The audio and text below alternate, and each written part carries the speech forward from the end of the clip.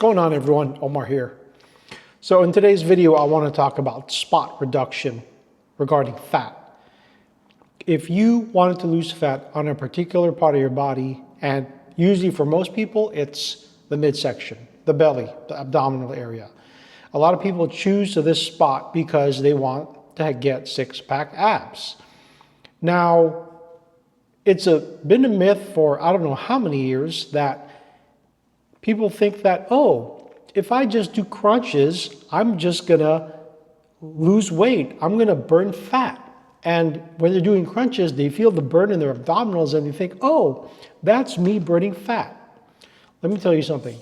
That's not you burning fat. That's you stimulating and breaking down your abdominal muscle. That's lactic acid buildup in your abdominals that's causing you to feel that burn in your abdominals. That's you breaking down and fatiguing your abdominal muscles. That's what that is. Because here's the thing. Fat tissue and muscle tissue are both different types of tissue. You cannot turn fat into muscle, and you cannot turn muscle into fat, and vice versa. They are two entirely separate molecular structures. Fat tissue and muscle tissue. Okay, you got it?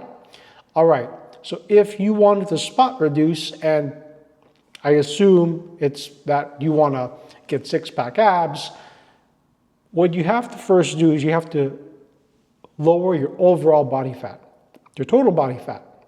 For guys, it's about 10 to 12% before you start to seeing the visible part of your abdominals. For women, it's about 14 to 16% before you can start seeing the abdominals.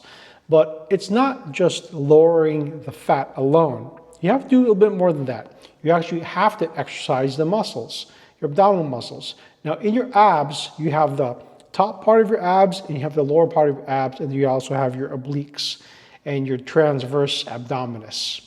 Okay, so you have to do exercises to stimulate the muscle as well. Just like stimulating the muscle on any different part of your body, you got to do the same thing with abdominals. So for the upper abs, I recommend decline crunches. So you sit on a bench, you're on a decline, and you're doing crunches to work the upper part of your abs. For a lower part of your abs, what I recommend is like a hanging leg raise, or if your grip strength is weak, not a hanging leg raise, but essentially a captain's chair.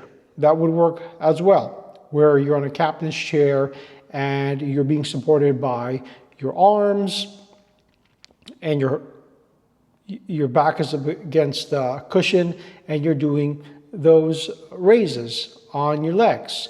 That would work your lower part of your abs.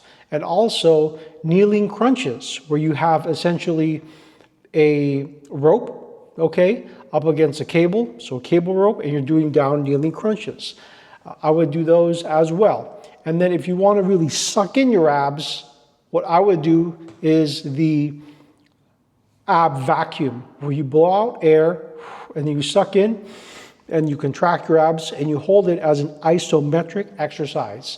That's what I would do. These are the three exercises to really stimulate and grow your abs. So it's a two-part process. Burn fat by going into a caloric deficit.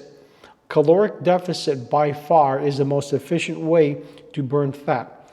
Not doing cardio, but caloric restriction, essentially going on a diet. You have to measure calories, go on a caloric deficit, go to about 300 to 500 lower than your maintenance calories, sustain that caloric deficit, sustain the diet essentially for at least 2 or 3 months, and you're going to overall lower your entire body fat. So once you've done that, you can also simultaneously burn muscle or build muscle by breaking down the muscle by doing the abs exercises that I mentioned. Declined crunches, cable rope crunches, and also captain's chair or hanging leg raises. Okay, so do those exercises, two-step process, lower your caloric intake, be in a caloric deficit, lower your energy intake, and also do ab exercises, the ones that I mentioned. Hope you found this video helpful. If you did, that's great.